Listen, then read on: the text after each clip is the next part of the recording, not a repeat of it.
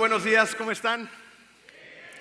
Pues nosotros también. En estas semanas, como bien lo dijo la introducción, hemos estado aprendiendo acerca del margen que cada uno necesitamos y podremos recordar esta ilustración de la semana pasada que hacía referencia a las libretas.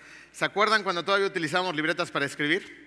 Ahora como que ya somos muy digitales, ¿no? Pero cuando utilizábamos libretas en aquellos ayeres, tratábamos de respetar los márgenes, porque si no planeábamos de manera correcta, nos organizábamos y hacíamos las cosas en orden, de manera limpia, terminábamos amontonando las palabras y muchas veces terminábamos saliéndonos precisamente del margen. Y resulta que de la misma manera terminamos amontonando la vida cuando Dios no es el centro de nuestra vida, cuando no ordenamos correctamente nuestras prioridades y le damos el tiempo necesario a cada cosa. ¿Okay? Algunos de ustedes no habrán estado la semana pasada o la antepasada, así que vamos a hacer un esfuerzo por hacer un repaso a máxima velocidad del contexto en el que nos fuimos conduciendo a través de las semanas pasadas. En el primer mensaje de esta serie entendimos que estar ocupados no es malo. Hay gente que dice, no, es que eso del trabajo es una maldición que a través de la caída del ser humano pues tuvimos y ahora tenemos la pena de tener que estar trabajando. No, no es así. De hecho, esta es una interpretación que se le da solamente a un par de versículos de la Biblia porque no leemos el contexto completo, ¿no? Resulta que una vez que Dios creó a Adán y Eva, inmediatamente después los puso a, ¿qué creen? A trabajar. ¿No? El trabajo es una delicia, debe de ser algo que disfrutemos hacer. Luego vienen muchas complicaciones, evidentemente a través de la caída, pero el trabajo en sí mismo es algo bueno para el ser humano. El trabajo le da honra a Dios. También aprendimos en este mensaje que no solamente tenemos que trabajar, sino que también tenemos que descansar. Esta es una parte muy favorita de algunos de ustedes, ¿no? El descanso, relajarnos, estar tranquilos. Entonces es importante relajarnos y descansar. En el segundo mensaje redefinimos algunos conceptos que también nos van dejando sin margen en nuestra vida. Redefinimos, por ejemplo, el éxito. Y descubrimos que esto no tiene que ver con lo que la cultura en Occidente cree, ¿no?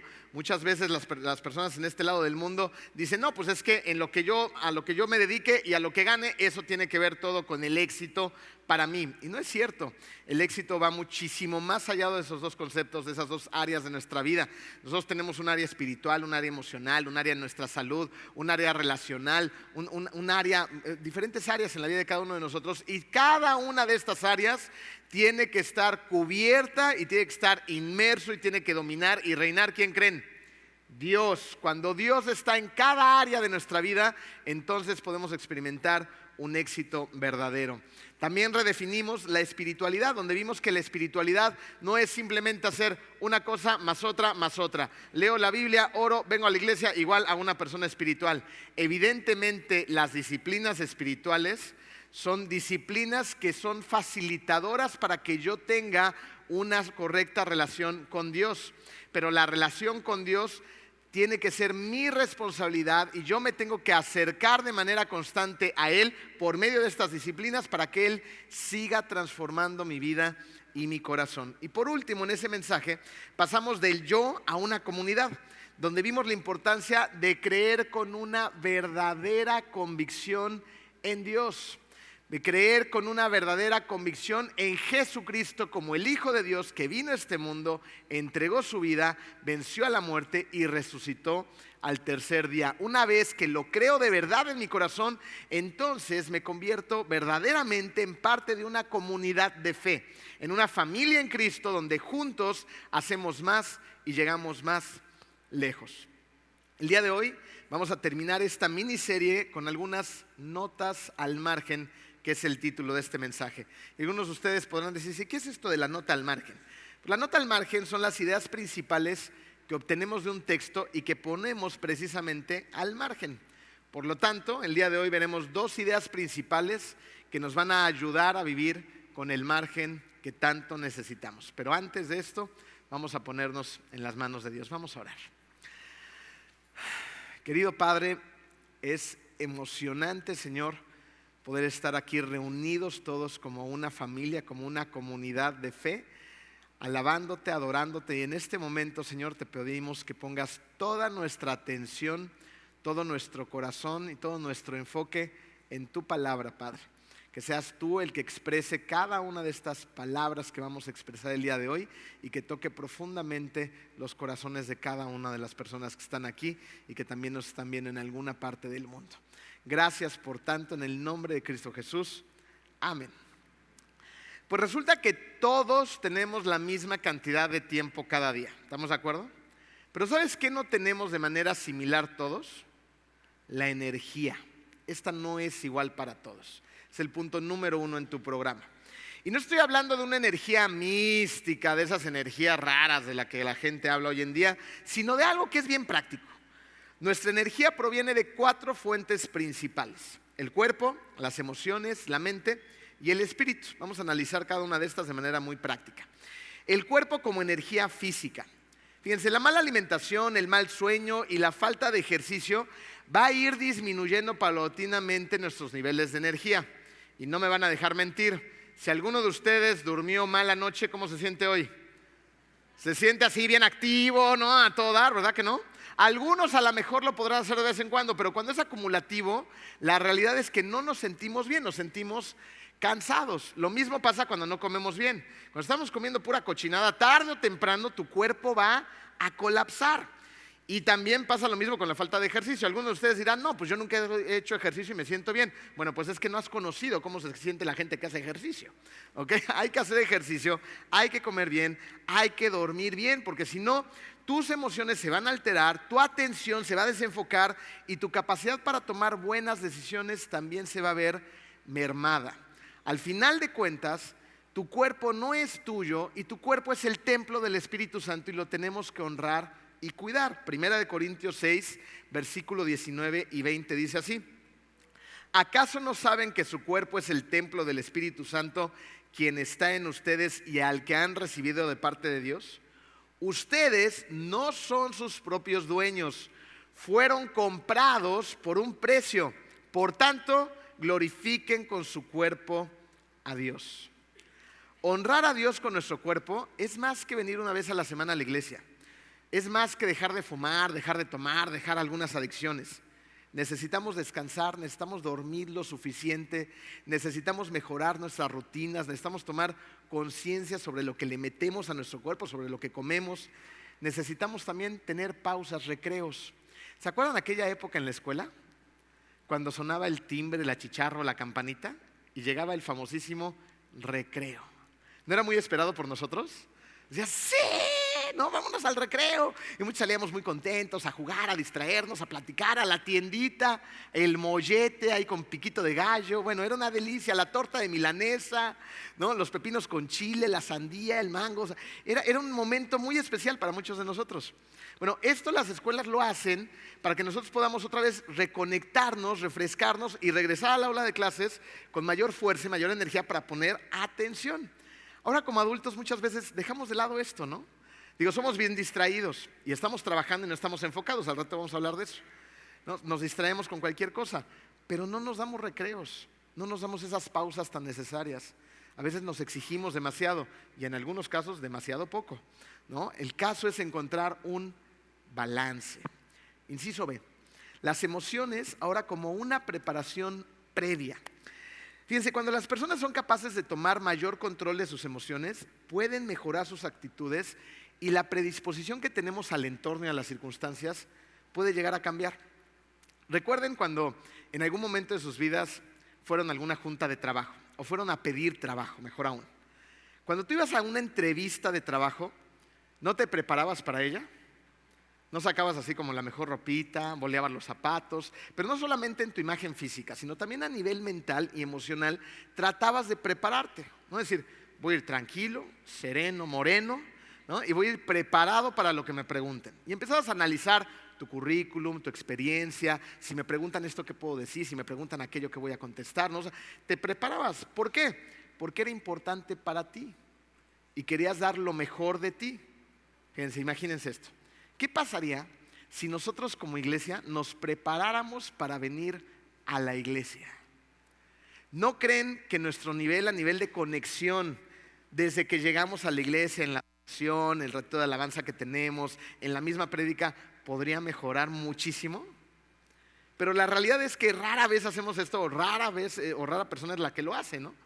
Generalmente suena el despertador, salimos corriendo, ahí medio comemos algo, ¿no? Llegamos corriendo a la iglesia, llegamos tarde, no se sienta aludido ninguno de los que van entrando en este preciso instante, ¿no? Y ahí andamos buscando dónde sentarnos, nos estacionamos hasta el final del lugar porque ya no había dónde, y te vienes quejando en el camino, hace mucho sol, me tocó hasta allá, y hoy hasta charcos hay, ¿no? ¿Por qué? Porque muchas veces no nos preparamos, ¿no? Y la misma idea surge en cada aspecto de nuestra vida. Pero si somos personas con Cristo en nuestro corazón, deberíamos de tomarnos más en serio nuestro caminar por este mundo. Y decir, cada interacción que yo tengo en mi día a día es una oportunidad para que yo pueda llevar el Evangelio. Es una oportunidad para que alguien conozca a Cristo, para que alguien encuentre esa paz que no encuentra en sí misma. Y luego me pregunte a mí, ¿tú cómo le haces? Y le puedas contestar, es Dios el que ha obrado en mí, es Dios quien me ha transformado por medio de Jesucristo y su Espíritu Santo que vive en mí. Vamos, te voy a platicar un poquito de la palabra, te voy a invitar a la iglesia, te voy a invitar acá, allá. Pero cuando andamos tan carrereados, tan apretados de tiempo, tan ensimismados, tan preocupados, pues la verdad es que no reflejamos nada de esto, ¿verdad? Y pues la gente no te va a preguntar nunca nada, al contrario. Decir, ay, no hombre, si este es cristiano, mejor yo me quedo como estoy, ¿no? Entonces, analicemos estas cosas y preparémonos para venir a la iglesia, para mañana ir al trabajo, para mañana ir a la escuela, para esa reunión importante, para sentarte a convivir con esa persona con la que te cuesta tanto trabajo. ¿Las conocen? ¿No? De esas personas que dicen, uy, es que esto es todo un reto, ¿no? Nos preparamos para estar con esas personas y darles amor. Fíjense, podemos ver que Jesús no era una persona reactiva, porque cuando no nos preparamos, solamente reaccionamos. Pero Jesús no era una persona reactiva. Jesús era una persona que evidentemente se preparaba ¿cómo? En oración, en sus tiempos de descanso, en su lectura de la palabra de Dios, ¿no? Para que luego fuera Él a hacer un trabajo excepcional. Tú nunca ves a Jesucristo no reaccionando, corriendo, con prisas, maltratando a la gente, ¿verdad que no? Sino todo lo contrario. Nuestro modelo a seguir por excelencia es el carácter de Jesucristo. Entonces, parezcámonos cada día un poquito más a Él. Inciso C. Ahora vamos a ver la mente como foco de energía. Lo que es un hecho es que cada uno de nosotros necesita una mente despierta. Ahora, ¿cómo logramos esto? Con una mente bien alimentada y una mente que esté atenta. Ahora, ¿cómo estás alimentando tu mente? Hace tiempo utilicé este ejemplo, pero se lo voy a volver a poner sobre la mesa porque para mí es muy claro y yo creo que para ti también. Imagínate que por azares del destino, de repente llega un caballo, pura sangre, cuarto de milla al jardín de tu casa. Y dices, wow, con este animal, ¿no? Un pelo brillante, unos músculos impresionantes, las venas se le ven por todos lados. Es un cuarto de milla, estos caballos son caballos de carrera, pura sangre. Es un animal espectacular. Ha venido siendo alimentado muy bien durante toda su vida porque necesita dar lo mejor de sí en esas carreras. Necesita cumplir un propósito y tiene un significado. Ahora, llegando a tu casa, ¿tú qué le darías de comer? ¿La dieta T? ¿Tacos, tortas y tamales? ¿Verdad que no haríamos eso? Por amor de Dios. Le tratarías de dar lo mejor que esté dentro de tus posibilidades, ¿no es así? Ahora, ¿con qué creen que nos tenemos que alimentar? ¿Con qué creen que tenemos que alimentar nuestra mente, nuestra alma, nuestro corazón? Aquí sobre todos tienen que contestar a lo que espero que contesten, por amor de Dios. 1, 2, 3, con la... Gracias Dios. A los del primer servicio no les fue tan bien. Con la palabra de Dios. Tenemos que alimentarnos todos los días con la palabra de Dios. Y hay una parte excepcional de esto, es que la palabra de Dios está al alcance de cada uno de nosotros. Porque con el ejemplo del caballo decíamos, pues lo alimentaría con lo que esté en mis mejores posibilidades, ¿no? Pero la palabra de Dios está a tu alcance. Algunas personas podrán decir, no hombre, es que las Biblias están bien caras. No es cierto. Hay Biblias muy económicas porque mucha gente alrededor del mundo se ha dado a la tarea de hacer esto accesible para todas las personas. Y si tú dices, no, pues yo ni eso puedo, está a un clic de distancia. Un clic. Hay una Biblia disponible para todo mundo que se llama YouVersion, ahí en esa aplicación, perdón. Y hay Biblias para todos nosotros. Tenemos que tener disposición para alimentarnos bien. Debemos darle lo mejor a nuestra mente y a nuestro corazón. ¿Por qué? Por muchos motivos, pero les voy a dar 4 rápidamente. Para empezar, la palabra de Dios te libera. Juan 8, versículo 32. Y conocerán la verdad y la verdad los hará libres, ¿no? La gente hoy en día quiere ser libre, están correteando esa libertad y no saben dónde encontrarla, o la encuentran en los lugares incorrectos y terminan esclavizados. Bueno, la palabra de Dios es lo único que te hace verdaderamente libre. También la palabra de Dios va a guiar tus pasos. Necesitamos que algo guíe nuestros pasos, ¿estás de acuerdo? Porque de repente estamos caminando en un mundo sumamente oscuro. Pues la palabra de Dios dice en Josué 1:8 lo siguiente, perdón, ya me brinqué, en Salmo 119:105, tu palabra es una lámpara a mis pies, es una luz a mi sendero. La palabra de Dios también te da muy buenos resultados, los mejores resultados de hecho. Josué 1:8 dice, recita siempre el libro de la ley y medita en él de día y de noche. Cumple con cuidado todo lo que en él está escrito. Así prosperarás y tendrás éxito. ¿No todo el mundo está desesperado por prosperar y tener éxito? Bueno, la palabra de Dios te dice cómo prosperar y tener éxito verdadero radicado en la palabra de Dios. Ese éxito que tanta gente sueña con tener está a nuestro alcance. Y por si fuera poco, la palabra de Dios además está viva. No ha habido, no hay y no habrá nunca un libro vivo y que traiga vida a la gente, más que la palabra de Dios. Hebreos 4:12. Sin duda, la palabra de Dios es viva, eficaz y más cortante que cualquier espada de 2 filos. Como nos podemos dar cuenta, por esto y muchas cosas más, ganamos margen con una mente que está bien alimentada. Ahora, ¿cómo logramos una mente atenta? Estando enfocado. Y estar enfocado es lo opuesto a la idea que tenemos de las multitareas. Hay gente con la que yo he hablado que dice, es que yo soy muy bueno haciendo varias cosas al mismo tiempo. Bueno, yo también he llegado a creer eso de mí mismo. Resulta que una investigación en Harvard descubrió que detenerse a contestar un mensaje o una llamada en medio de una tarea principal suma el 25% de tiempo adicional a lo que te ibas a tardar en esta tarea principal si no lo hubieras hecho. ¿Alguien de ustedes contesta llamadas, mensajes, correos o lo que sea en medio de tareas principales? Levanten todos la mano, por favor. ¿Verdad que lo hacemos? Eso quiere decir que si tú estabas destinado a hacer una tarea principal en 2 horas, ahora si te pones a contestar mensajes y llamadas te vas a tardar 2 horas y media. Y la realidad es que no contestamos ni una ni dos. Muchos de ustedes, al igual que yo, escuchan el WhatsApp todo el santo día, ¿no es así? Cuando estaba yo escribiendo esta partecita del mensaje, lo interactué con Jenny, ¿no? Muchas veces platico acerca de los mensajes con mi esposa y le decía yo a Jenny, le digo, esto me pasa a mí. Le digo, y es horrible, ¿no? Porque estoy en una cosa y estoy en otra, y por más rápido que trato de hacer las cosas, hacerlas bien, muchas veces las termino haciendo más lento y mal. Y entonces me decía Jenny, pues dame el teléfono y yo me lo llevo. No, y yo pensé dentro de mí, ¿no? Nada más le di el avión, le dije, sí, ¿verdad? Pero dentro de mí dije, no, ¿cómo? Hay cosas que solamente yo puedo atender. Yo las puedo resolver y hay muchas cosas que son urgentísimas. ¿Es cierto esto? La verdad es que yo no soy indispensable, ni tú tampoco. Hay muchas cosas que pueden esperar y que si nos enfocamos en realizar una cosa bien, la vamos a hacer bien. Fíjense, algunos podrán tener la misma cantidad de cosas por hacer, pero hay personas que conocemos que las hacen bien y rápido. ¿Por qué? Porque tienen una mente alimentada, tienen el conocimiento necesario para hacer esa tarea y tienen una mente enfocada. Por eso lo hacen bien y rápido. Como cristianos, deberíamos de tener la capacidad de desarrollar los hábitos necesarios para hacer nuestras tareas bien y a la primera. ¿Sabes por qué esto es tan importante? Porque si nosotros logramos hacer esto, vamos a poder dar mejor balance a nuestra vida. ¿Ustedes sabían que México es de los países que más trabajan en todo el mundo? ¿Sabían esto?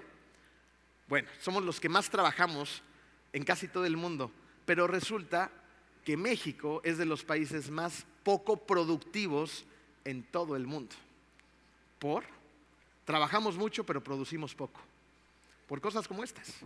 Porque nada más vamos al trabajo y pasamos ahí 6, 8, 10, 12, 14, 16 horas, ¿no? Perdiendo demasiado tiempo y haciendo muy poco. Si nos concentramos de manera correcta y nos enfocamos, vamos a ser muchísimo más eficientes. Y vamos a salir del trabajo y vamos a tener tiempo para todo lo demás. Inciso D. El espíritu es una energía de significado y propósito. En esto es maravilloso y es muy bonito porque cuando en lo que hacemos somos conscientes de que Dios está obrando en nosotros, llámese el trabajo, el deporte, la escuela, tu negocio, la misma iglesia, tu familia, lo que hagas.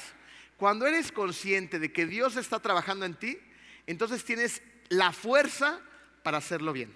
Entonces, pongamos el ejemplo de las misiones locales que tanto disfrutamos ir. ¿No? Cuando tú vas la primera vez a las misiones puedes llegar bien emocionado y decir, vámonos de misiones, me dijeron que vamos a ir a una escuela y vamos a poner tabiques, blocks, cemento, ¿no? Algunos de ustedes ya están diciendo yes y otros dicen, fuera esto, ¿no? Qué flojera. Bueno, cuando vas la primera vez, ¿no? Y estás ahí trabajando y todo lo demás, regresas a veces con callos, una que otra ampolla, bien soleado, algunos medio insolados, otros hasta con ganas de vomitar. Ajá, y dices, no, ya no quiero ir otra vez. Pero cuando empiezas a analizar que esta actividad es una actividad misionera, donde no solamente vamos a ir a pegar blogs para construir una preparatoria, sino vamos a aprovechar el tiempo para ir a evangelizar, vamos a ir a una iglesia a platicar con la gente, vamos a invitar a los niños del poblado para jugar con ellos, hablarles de la palabra de Dios, para orar todos juntos. Entonces empiezas a cambiar el chip, dices, claro, eso tiene propósito y tiene significado. Vale la pena despertarme temprano, vale la pena ir a sudar un ratito, vale la pena sacarme un par de ampollas, porque estoy cumpliendo el mandamiento de Dios, la gran comisión, ve y haz discípulos por todas las naciones. Eso te da la fuerza, cuando antes te podía dar flojera, porque entiendes que hay un propósito y significado. Mateo 11:30 dice, porque mi yugo es suave y mi carga es liviana.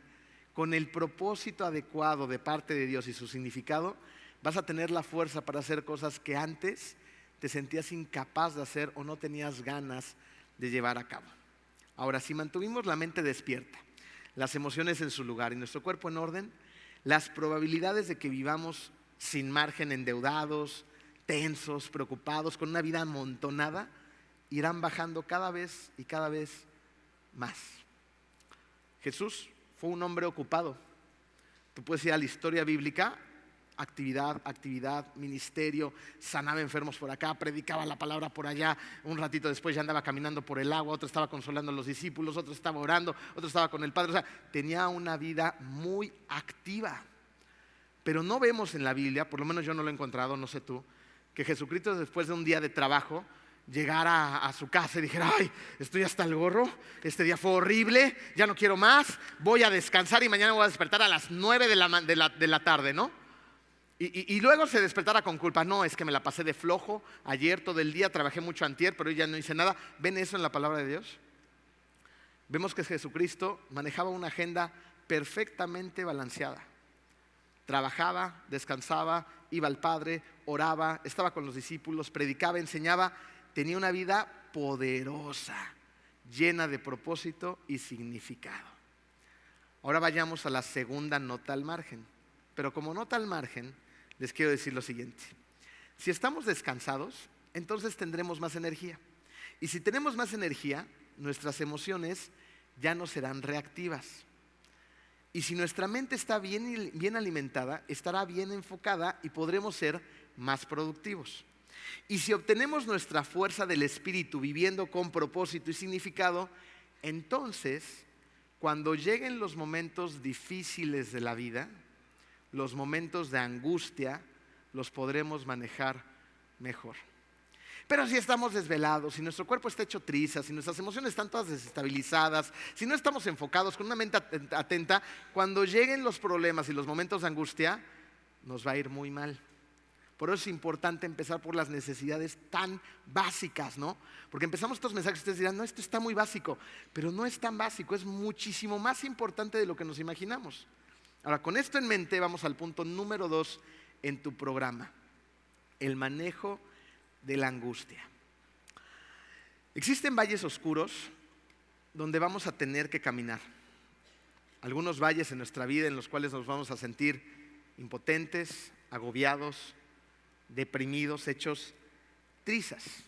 Porque lo que es cierto es que la vida nos va a golpear. Y no siempre nos va a golpear por las cosas que hicimos en el pasado. Va a haber momentos en los cuales las circunstancias, el mundo caído en el que vivimos, pues nos va a afligir. En este mundo, dijo Jesucristo, tendremos aflicciones. Vamos a Juan 16, versículo 33. Yo les he dicho estas cosas para que en mí hallen paz. En este mundo afrontarán aflicciones, pero anímense, yo he vencido al mundo. La pregunta que tendremos que hacernos en este orden de ideas es la siguiente: ¿cómo tener un margen de paz durante las aflicciones? Como ya vimos, mucho de nuestro agotamiento, de nuestro desorden de prioridades, de nuestros desbalances, de vivir tan apretados, de nuestras decisiones a medias, han sido precisamente la consecuencia de nuestros actos, de venir con una vida completamente desbalanceada. Sin embargo, no todo lo malo que nos sucede es porque nosotros lo causamos. Simplemente, en algunos momentos de la vida va a haber sufrimiento.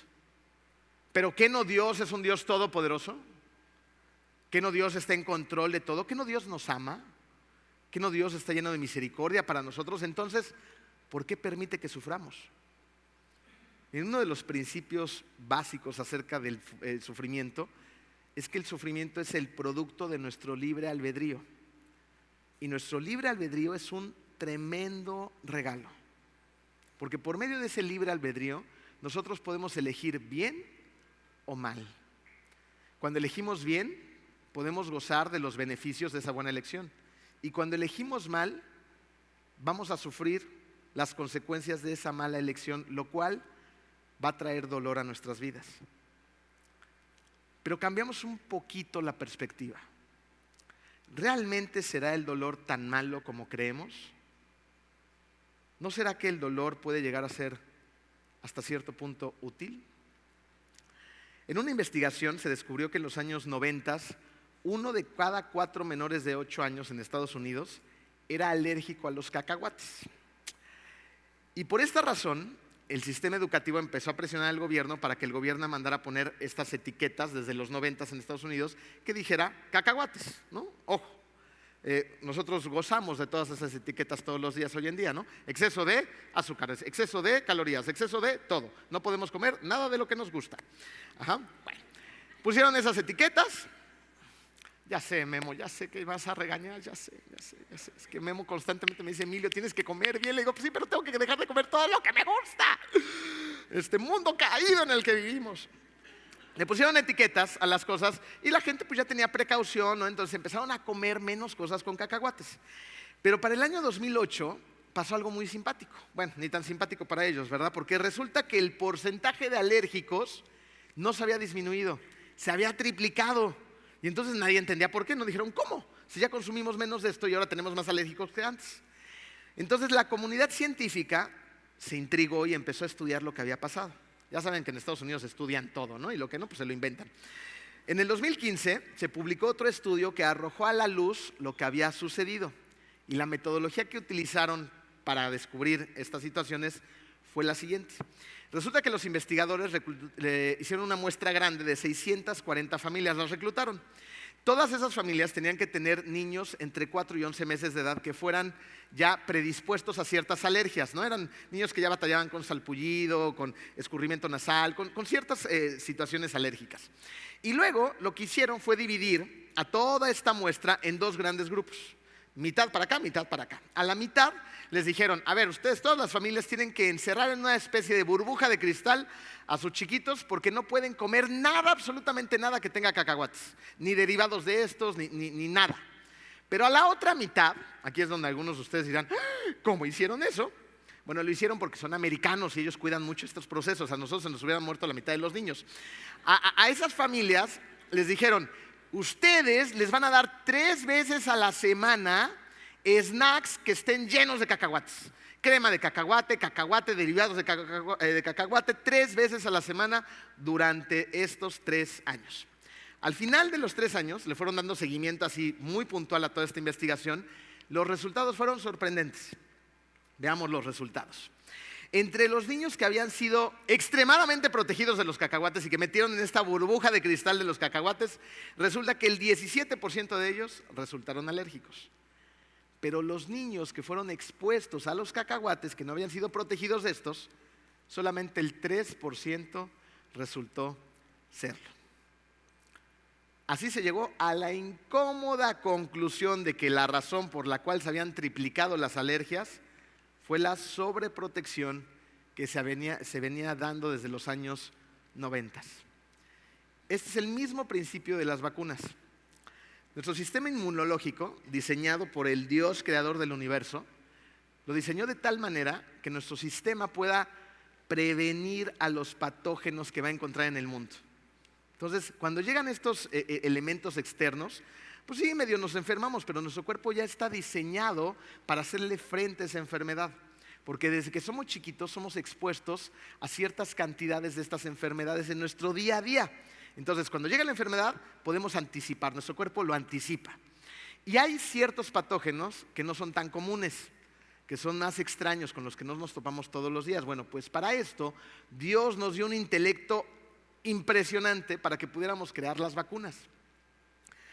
Las vacunas no van a reducir las amenazas biológicas en nuestro cuerpo, sino que las van a exponer a pequeñas microdosis que van a disparar la atención de nuestro sistema inmunológico para que se prepare nuestro cuerpo para enfrentar esas amenazas cuando lleguen. Como podemos ver, según el estudio de los cacahuates y el principio de las vacunas, vemos que un poco de enfermedad y menos sobreprotección nos previene de peores escenarios. Ojo, como nota al margen, no estoy hablando del pecado, estoy hablando del dolor. Que va a haber algunos que digan, ya nos dieron permiso de exponernos a microdosis del pecado. No, con el pecado no se juega, al pecado no se le administra. Al pecado se le cierra la puerta porque Dios tiene el poder de liberarnos de una y para siempre. Estoy hablando específicamente del dolor. Cuando nosotros queremos protegernos a toda costa del dolor, terminamos perdiendo más que ganando. Fíjense, en las escuelas de medicina, a los efectos de la sobreprotección se les conoce como la hipótesis de la higiene. Hay un escritor y una científica que se llama Alison Gopnik que explicó esto en un artículo que redactó para el Wall Street. Dice ella: gracias a una higiene excesiva, al abuso de los antibióticos y a que los niños ya no pasan tanto tiempo en el parque, su sistema inmunológico sobrereacciona a sustancias que no son necesariamente tan amenazantes, causando alergias. ¿Se acuerdan cuando nosotros éramos chiquitos? ¿Iban al parque? ¿Cómo llegaban del parque? Digo, había los que eran bien piquis, ¿no? Desde chiquitos, ¿no? Pero habíamos otros que éramos unos cochinos. Y veíamos lodo y que decíamos, ¡sí! ¡Lodo!, ¿no? Y ¡paz! Y salíte embarrados. Entre más cochino era más divertido. Y llegabas a tu casa y te pegaban unas regañizas. Bueno, de aquellas, tu mamá agarraba los calcetines y directo a la basura. ¿No? Eran unas cosas así duras, imposibles de lavar. No éramos cochinos. Y ahora, no, que mi chiquito no le, pero que ni el aire le dé, está lloviendo, no lo dejen salir, se va a mojar, se va a enfermar. ¿No? Y esto y el otro, y O sea, de repente es el péndulo, ¿no? O sea, de repente llegamos a una sobreprotección tal que no dejamos a los niños ni divertirse, ni gozar, ni ensuciarse, ni empuercarse.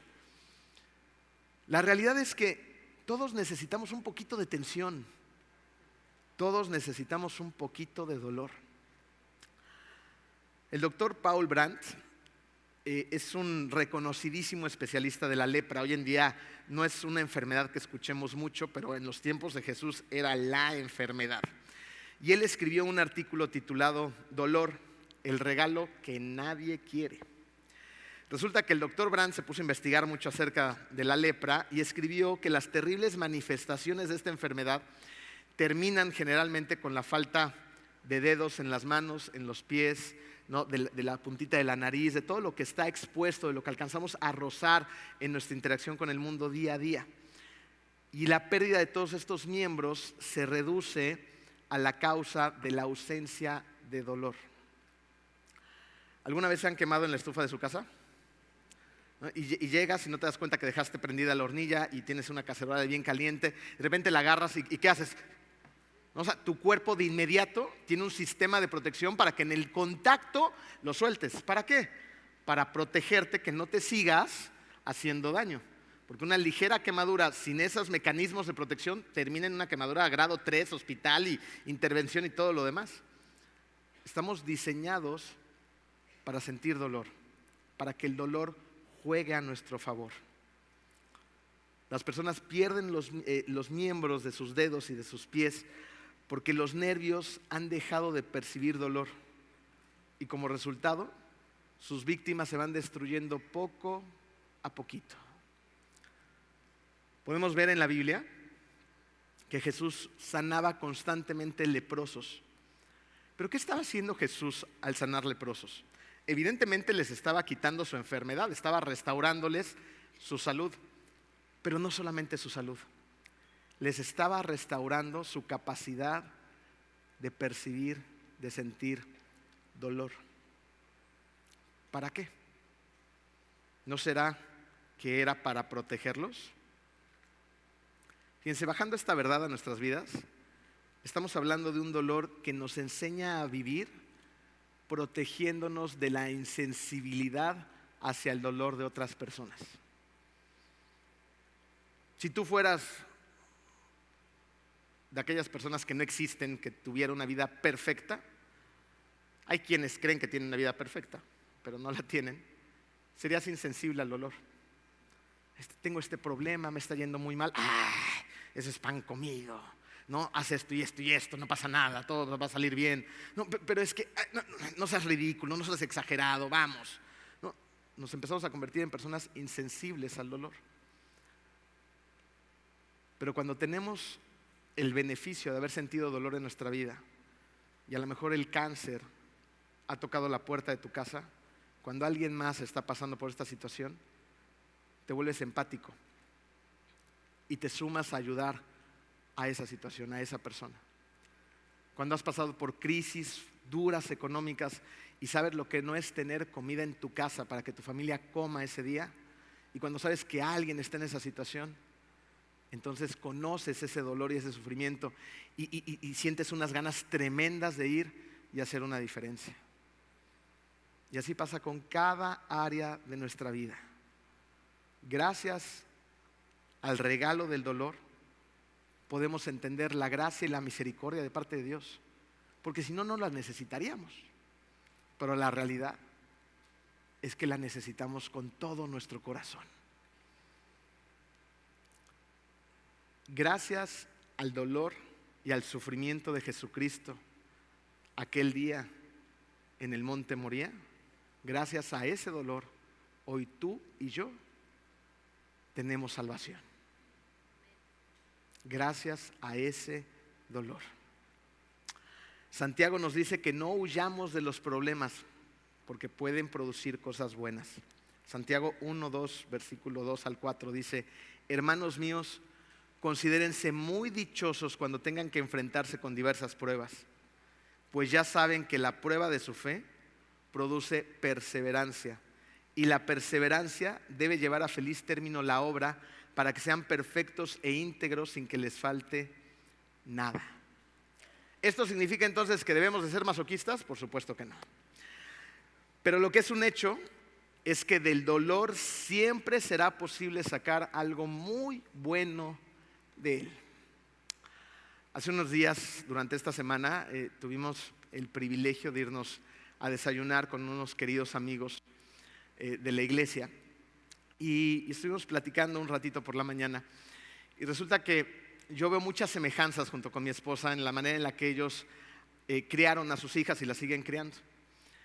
Nos empezaron a compartir varios momentos complicados de la crianza, varios momentos de mucho dolor y mucho sufrimiento, y también nos empezaron a compartir los cambios que han hecho y cómo esos cambios han restaurado su relación con sus hijas y en particular con una de ellas.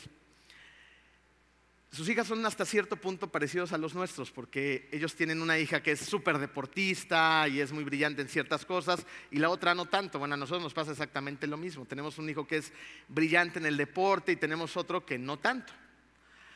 Los empezamos a escuchar y la realidad es que en mi corazón algo empezó a suceder. Me empecé a enojar conmigo.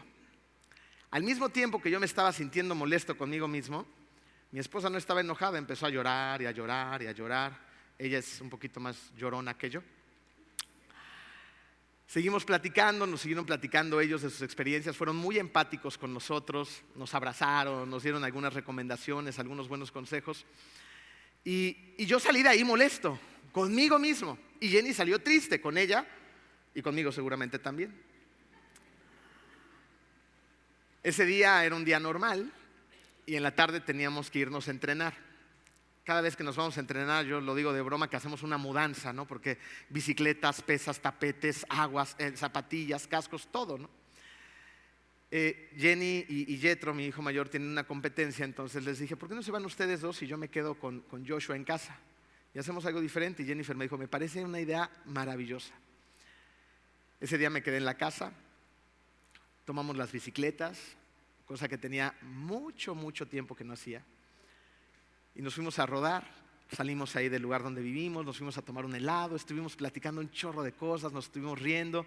Y luego le dije, ¿qué quieres hacer? Me dijo, quiero ir a Los Patos y luego quiero ir al parque. Fuimos a Los Patos, nos fuimos al parque, me puso a jugar a las traes, me puso ahí a empujarlo en el, ¿cómo se llama esto? El columpio, ya hasta el nombre se me olvidó del columpio. Terminamos de jugar, nos acostamos en el pasto, nos pusimos a ver las estrellas, así como de película gringa, ¿no? Todo estaba espectacular. Nos volvimos a subir a las bicis y hay palabras que no se te olvidan y que marcan un antes y un después. Joshua estaba al frente de mí en su bicicleta con ese atardecer perfecto, ¿ya se lo imaginaron? Y ahí estaba el papá atrás tratando de seguir el paso y me volteé a ver Joshua y me dice, papi, este día lo voy a guardar en mi corazón por siempre. Mi corazón sintió algo muy hermoso y al mismo tiempo sentí un gancho al hígado, porque fue un contraste entre el margen que venimos predicando y mi propia vida. Desde la mañana estaba enojado conmigo mismo porque me estaban confrontando en amor Dios a través de nuestros amigos en cómo yo vengo empujando a mi familia, en cómo vengo amontonándolos al margen de la hoja, en cómo muchas veces por mis sueños no cumplidos, por mis altas expectativas, por querer lo mejor para ellos, no termino dándoles lo mejor. Termino haciéndole daño a la gente que más amo, posiblemente igual que tú. Ese bendito momento de incomodidad en la mañana,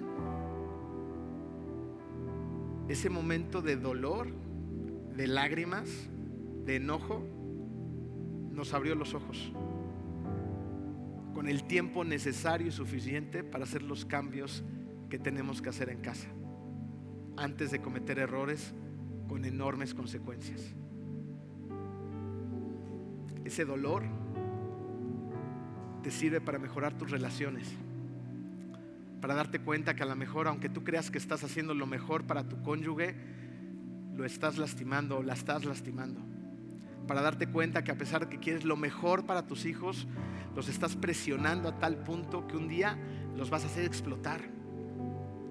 Ese dolor que a veces sentimos en alguna parte de nuestro cuerpo, de nuestros órganos, nos empuja a ir al médico para que se descubra que ahí están haciendo algo que no debería de estar. Y estamos a tiempo muchas veces de darle solución. Ese dolor fue el dolor que Dios sintió de una manera muchísimo más grande cuando Adán y Eva pecaron. Y es el dolor que siente cuando tú pecas también. Pero Él no se quedó con los brazos cruzados. Él tenía un perfecto plan: la redención de todo aquel que está dispuesto a poner su fe en Cristo Jesús. El Salmo 139, 1 al 5 dice: Señor, tú me examinas y me conoces. Sabes cuando me siento y cuando me levanto. Aún a la distancia me lees el pensamiento. Mis trajines y descansos los conoces. Todos mis caminos te son familiares. No me llega aún la palabra a la lengua cuando tú, Señor, ya la sabes toda. Tu protección me envuelve por completo y me cubres con la palma de tu mano. Dios conoce todas tus necesidades y como es un buen padre, no a todo te va a decir que sí. Como es un buen padre, a algunas cosas te va a decir que sí. No a lo que quieres, sino a lo que necesitas. Eso es lo que hace un buen padre.